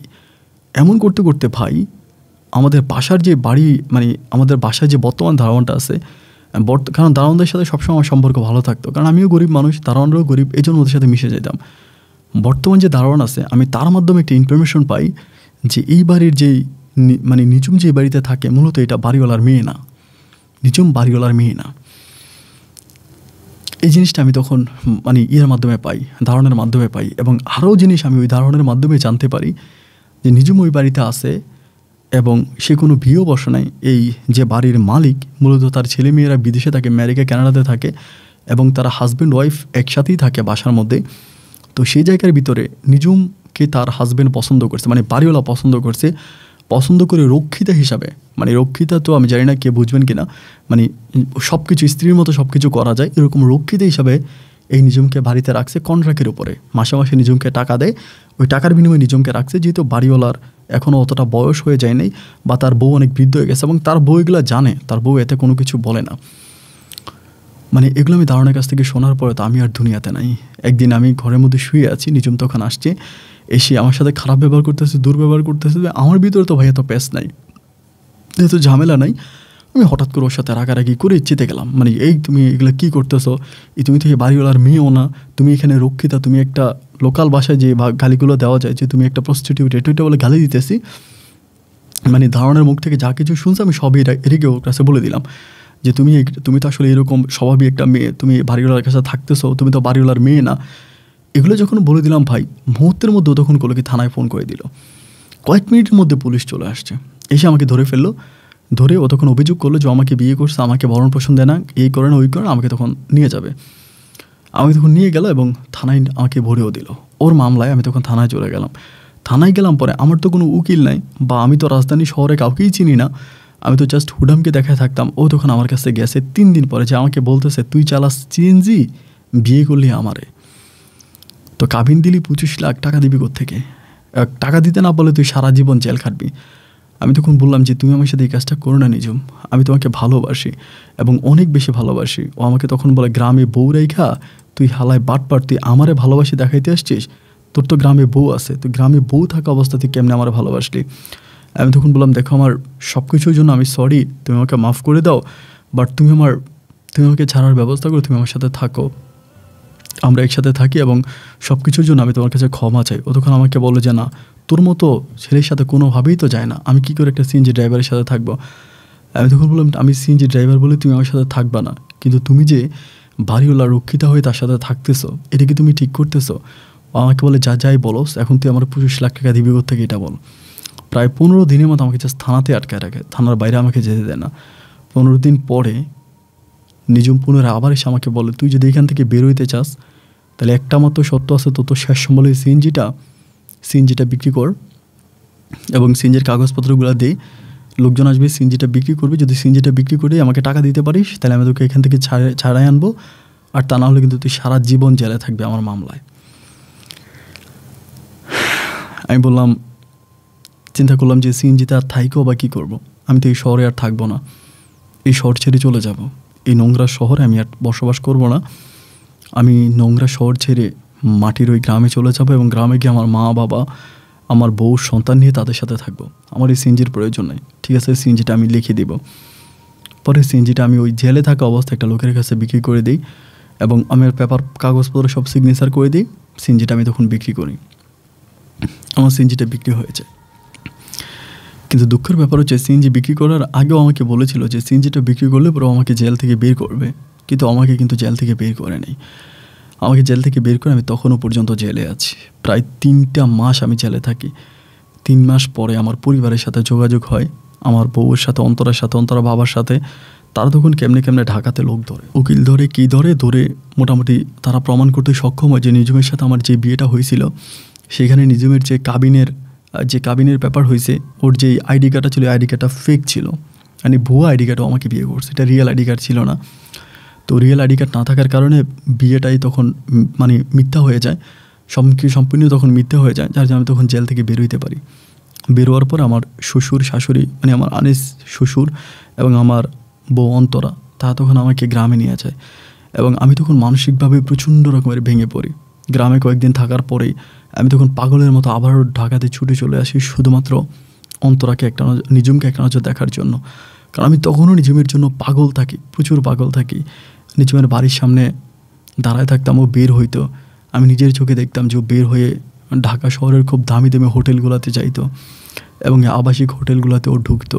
আবাসিক হোটেলের নিচে আমি দাঁড়াই থাকতাম, কাস্টমার হয়ে যে আমি ওর কাছে যাব সেই টাকা আমার কাছে তখন ছিল না, নিজে দাঁড়াই থাকতাম। এভাবে 2 দিন 3 দিন ওরে দেখলে রাস্তাঘাটে দাঁড়াইতাম। ও এরকমও হইতো যে ও গাড়িতে ওঠার সময় আমার মুখের মধ্যে থুতু মেরে দিত, এমনি অক করে থুতু আমার মুখের মধ্যে মাইরা গাড়িতে ঢুকতো। বাসার সামনে দাঁড়াই থাকতাম, মাঝে মাঝে জুতা দিয়েও মারতো। এত পরিমাণের অপমান করতো যে অপমানের বর্ণনা দিয়ে আমি শেষ করতে পারবো না। তারপরে ওর পিছনে পিছনে ঘুরতাম, আমি যদি ওরে পাই, ও যদি আমার হয়। কিন্তু ভাই এইভাবে কিছুদিন কাটার পরে হঠাৎ করে মহল্লার কিছু লোকজন দিয়া ও আমাকে ওর এবং ওর ওই বাবা, মানে বাবা তো আমি বলবো না, ওর ওই হাজব্যান্ডই বলবো, ওই লোক তখন আমাকে দিয়ে খুবভাবে মারায়। এবং মারানোর পরে এত পরিমাণের অসুস্থ হয়ে যায়, আমি তখন হসপিটালে ভর্তি হয়ে যাই। হসপিটালে ভর্তি থাকার পরে তখন আমার বউ অন্তরার কাছে খবর যায় যে আমি হসপিটালে। আমার বউ তখন আবারও বাচ্চা নিয়ে ছুটে আসে রাজধানী ঢাকাতে। এসে আমাকে তখন ও তখন নিজে আয়া বুয়ার কাজ করে, মানুষের বাড়িতে বাড়িতে কাজ করে। তখন মানে আসলে কত যে কষ্ট করে, সে কষ্টের বর্ণনা আমি দিয়ে শেষ করতে পারবো না। আমাকে তখন ওইখানে ও রাখতে শুরু করে, সেবা করতে শুরু করে। ওর বাবা তখন গ্রাম থেকে ডিরেক্টলি বলে যে তুই আমাদের মেয়ে না, তোরে বললাম অন্য কোথাও বিয়ে বসে যা, তুই অন্য কোথাও বিয়ে বসলি না। তুই যেহেতু অন্য কোথাও বিয়ে বসলি না, তুই ওই শাকিলের পিছনে পড়ে আসস, তা তোর মতো মেয়ে আমার দরকার নাই। ওর বাবা তখন ওকে বাদ দিয়ে ওর বাকি যে 2টা বোন আছে, 2টা বোনকে বকে টেনে নিয়ে ভুলে গেল অন্তরার কথা। আর আমার বাবা মাও মুহূর্তের মাঝে সব কিছু ভুলে গেল যে আমি তাদের সন্তান। আগেতেও তো তাদের সন্তান ছিলাম না, অন্তরাকে বিয়ে করার পরে তো আলাদা হয়ে গেলাম। এরপরেও তারা আর আমাকে মেনে নিতে পারে নাই। অনেক দিন পর্যন্ত হসপিটালে ছিলাম। অন্তরা কত কষ্ট করে টাকা ম্যানেজ করছে এটা আল্লাহ ছাড়া কেউ জানে না। এবং জানি না আসলে এটা আমি এখন আমার কাছে মনে হয় আর কি, বাট তখন আমি জানতাম না যে আসলে কী হয়েছিল, কীভাবে ও টাকা জোগাড় করে। অনেক কষ্ট করে ও টাকা জোগাড় করছে এবং করে আমার মোটামুটি চিকিৎসা সব কিছু চালাইছে। এবং চিকিৎসায় সম্পূর্ণ সুস্থ হওয়ার পরে আমি তখন মানে আমার লিভারের সমস্যা দেখা দেয়, হার্টের সমস্যা দেখা দেয়। আমি জাস্ট শোয়া থেকে উঠতে পারতাম না। লেফটেনে যাইতাম, আমাকে ধরে নিয়ে যাইতো এবং লেফটেন থেকে আমাকে ধরে নিয়ে আসতো। তো অন্তর আমাকে বলতো মানুষের বাড়িতে কাজ করে, কী করে না করে আমি জানি না। তো একটা বস্তি বাসার ভিতরে আমি ভাড়া থাকতাম। এরকম করতে করতে 1 দিন 2 দিন 3 দিন প্রায় দীর্ঘ 6টা মাস আমি তখন পুরো খাটের মধ্যে শোয়া থাকি। 6টা মাস আমি খাট থেকে উঠতে পারি না, খাটের উপরেই শোয়া থাকি। 6 মাস অন্তরা সম্পূর্ণ আমার দেখাশোনা করে, আমার ওই মেয়ে আয়শাটাকে নিয়ে। এর মাঝে অন্তরা মা মাঝে মাঝে আসতো, এসে অন্তরাকে কিছু টুকিটাকি টাকা পয়সা দেওয়া যাইতো। এমন করতে করতে আমি একটুখানি সুস্থ হই। সুস্থ হওয়ার পরে তখন আমাকে কেউ আর কাজে দেয় না, মানে কেউ আমাকে আর সিএনজির জন্য দেয় না। আমি কোথাও সিএনজি পাই না, আমাকে কেউ কাজেও নেয় না, রাস্তায় রাস্তায় ঘুরি। তখন আমার মেয়েটা খুবই অসুস্থ, মেয়েটা অনেক অসুস্থ, মেয়েটাও চিকিৎসা করতে পারি না। এরকম করতে করতে একদিন একটা সিএনজির গ্যারেজে গেলাম। ওই সময় অন্তরা মানুষের বাড়িতে কাজে যাইতে পারে না, মানে বুঝেন তো ঢাকা শহর আসলে কাজে গেলে কি হয়, ঘণ্টামাফিক বাসায় কাজ করতে গেলে মহিলাদের কীরকম হেনস্থার শিকার হইতো। এরকম বিভিন্ন বাসায় গেলে ওকে জড়ায় ধরে, খারাপ কাজ করার জন্য চেষ্টা করে, যার জন্য ও আর কাজে যায় না। একদিন গ্যারেজে কাজ করতেছি, মানে গ্যারেজে সিএনজির কাজ করতেছি। সিএনজি তো কেউ দেয় না আমাকে, কারণ আমার তো জামানত নাই। সিএনজি তো জামানত লাগে, আমার তো জামানত নাই। তা সিএনজির গ্যারেজে সিএনজি ঠিকঠাক করার টুকিটাকি কাজ করি। করতে করতে দুপুরবেলায় হঠাৎ করে আমার মোবাইলে একটা কল আসে, বাড়িওয়ালা কল দেয়।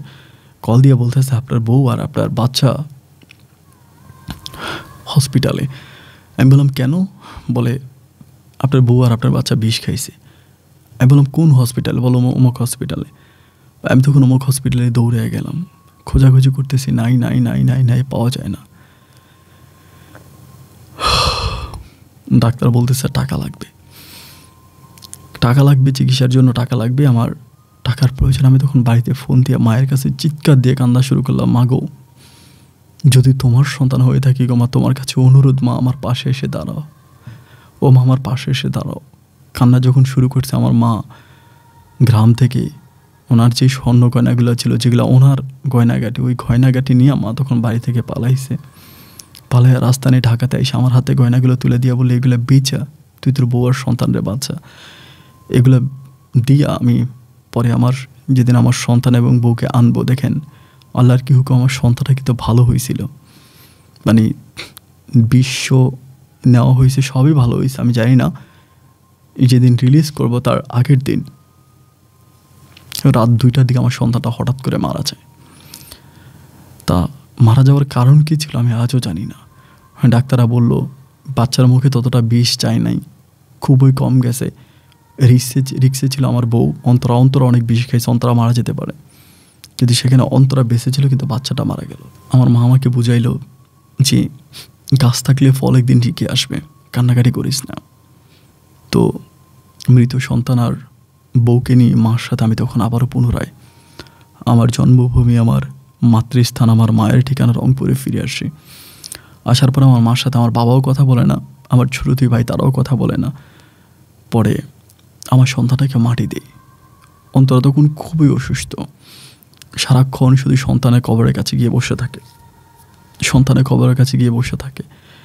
এমন করতে করতে হঠাৎ করে আমি জানতে পারি, যেটা জানতে পারার পরে আসলে এতদিন পর্যন্ত জানতে পারি নাই, সন্তানটা মারা যাবার পরে যেটা জানতে পারলাম, আমাকে চিকিৎসা করানোর জন্য ঢাকাতে হসপিটালে অন্তরা তার একটা কিডনি বিক্রি করে। তার একটা কিডনি অপারেশনের মাধ্যমে একটা কিডনি সে বিক্রি করে হসপিটাল, এবং সেই টাকা দিয়েও আমার চিকিৎসা করে। এবং এতদিন পর্যন্ত আমি ওর সাথে ছিলাম, এটা আমি বুঝতেই পারিনি যে ওর পেট কাটা বা পেটে থেকে একটা কিডনি নেওয়া হয়েছে, ওটা বুঝতেই পারি নাই। একদিন অন্তরা নিজের মুখে কান্না করতে করতে সন্তানের কবরের কাছে গিয়ে বলে, একটা কিডনি বিক্রি করছি তোর বাবারে বাঁচানোর জন্য, তোর মুখে খাবার দেওয়ার জন্য আমি আরেকটা কিডনি বিক্রি করতে চাইছিলাম। আরেকটা কিডনি বিক্রি করলে তার আমি বাঁচব না, যার জন্য আমি মরে গেলে তুই এই দুনিয়াতে কেমন করে একা একা থাকবি, যার জন্য তোকে নিয়ে দুনিয়াটা ছাড়তে চাইছিলাম, কিন্তু তুই চলে গেলি, আমায় কেন রেখে গেলি। আমার বউ সম্পূর্ণভাবে মানসিক প্রতিবন্ধী হয়ে গেছে। মুখে খাবার দিলে খাবার গিলে না, গাল দিয়ে পেয়ে খাবার পড়ে যায়। আমি আজকে অনেকগুলো বছর হয়ে গেল এই অসুস্থ পাগল বউটাকে নিয়ে আমি আসি। বউয়ের সাথে কোনো শারীরিক সম্পর্কও করতে পারি না, প্রতিবন্ধীর মতো তাকিয়ে থাকে। আমার আর কোনো সন্তানাদিও হয় নাই। আমি মাঠে কাজ করে 2 টাকা ইনকাম করি, সেই টাকা দিয়ে আমার বউরে খাওয়াই। ছোটো ভাইয়ের আজকে ভালো ভালো অবস্থানে আছে, বাবা তাদের নামেই সব জায়গায় সম্পত্তি দিয়ে দিয়েছে। আমি শুধু ঘর ভিটাটুকুন পাইছি, হয়তো ঘর ভিটাটাও পাইতাম না মা যদি আমাকে ঢাকা থেকে নিয়ে না আসতো। তো ঘর ভিটার মধ্যে মানুষের জমি জমা চাষবাস করে খুব কষ্ট করে জীবন চালাচ্ছি। আপন ভাই নিত্যদিনের একটাই সঙ্গী, সেটা হচ্ছে আপনার এই গল্পগুলো শুনলে খুব ভালো লাগে। তাই সারাটা দিন একটার পর একটা আপনার গল্পগুলো শুনলে মনে হয় যেন আমি একা নয়, আমার মতো এরকম অনেক মানুষ আছে যারা রাতের বেলায় ঘুমড়ে কাঁদে আর দিনের আলোতে চোখের পানি মুছে তার কর্মস্থলে ফিরে। আপন ভাই বন্ধ করবেন না জীবনের বলা এই গল্পগুলো। আমরা আপনার সাথে আছি। ভালো থাকবেন, সুস্থ থাকবেন, এবং আমার বউটার জন্য দোয়া করবেন, আল্লাহ যেন আমার বউটাকে সুস্থ করে দেয়। আসসালামু আলাইকুম।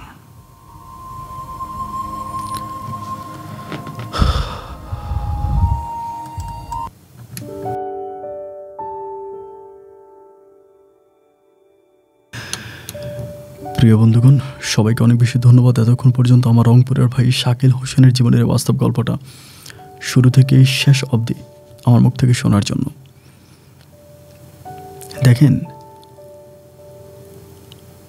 আসলে কে কী বলবে বা কে কী ভাববে এটা আমি জানি না, কেন জানি কথাগুলো তো আসলে ইন্টারন্যাশনালি হয়, এই জন্য সব কথা বলতেও পারি না ইউটিউবের প্ল্যাটফর্মে। বাট দুঃখ বড়াক্রান্ত হৃদয় নিয়ে একটা কথাই বলি, রাজধানী ঢাকাকে আমার দিক থেকে ব্যক্তিগতভাবে আমি একদমই পছন্দ করি না। এটা অনেকেই হয়তো অনেকভাবে নেয়, অনেকেই বলে যে ঢাকা হচ্ছে রঙিন সিটি, অনেকে ঢাকাতে ঘুরতে যায়। আমার খুব বড় কোনো কাজ ছাড়া, ধরেন একদম বড় কোনো কাজ আজকে যেতেই হবে, না গেলে উপায় নাই, দেন আমি তখন ঢাকাতে যাই এবং নিজের কাজটা শেষ করে যত দ্রুত পারি আমি এই শহরটা ত্যাগ করার জন্য চেষ্টা করি। কি হয় রাতের ওই ঢাকার শহরে, ঢাকার ওই সিটিতে রাতের অন্ধকারে কি ঘটে, এটা আমার মতো মানুষগুলো আমার মতো যারা আছে, যারা জার্নালিস্ট কাজ করে, যারা মানুষের রিয়েল লাইফ নিয়ে কাজ করে, শুধু তারাই বুঝতে পারে। আমি আপনাকে সাপ গলায় দিয়েও বিশ্বাস করতে পারবো না যে শহরটাতে কি হয় প্রতিটা মুহূর্তে। শতের ভিতরে 95% মানুষই স্বার্থের পিছনে দৌড়ায়, প্রায় 60% মানুষই হিংস্র জানোয়ারের চেয়েও খারাপ। তারপরেও আল্লাহর কাছে দোয়া করি আল্লাহর রাজধানী শহর ঢাকাকে টিকিয়ে রাখুক, খারাপ মানুষদের হাত থেকে, কবল থেকে রক্ষা করে স্বপ্নের নগরী হোক ঢাকা সিটি, যেখানে আমি বেড়াইতে যাব। ঢাকা সিটিতে গেলে অন্তর ভরে যাবে, নিঃশ্বাস নিব প্রাণ খুলে। সেই শহরটা আবারও হোক। নেশা, নারী ব্যবসা থেকে ঢাকা সিটিকে আল্লাহ রহমত করুক। রোজা রেখেছি, সারাদিন রোজা রেখে দোয়া করে গেলাম। বন্ধুরা, এই গল্প নিয়ে যদি আপনার কোনো ব্যক্তিগত মতামত থেকে থাকে কমেন্ট বক্সে লিখবেন, আমি চেষ্টা করবো রিপ্লাই করার জন্য। সবাই ভালো থাকবেন, সুস্থ থাকবেন, এই শুভকামনায় আজকের মতো এখানেই বিদায়। দেখা হবে অন্যদিন অন্য কারো বাস্তব জীবনের গল্প নিয়ে। আল্লাহ হাফেজ অ্যান্ড আসসালামু আলাইকুম।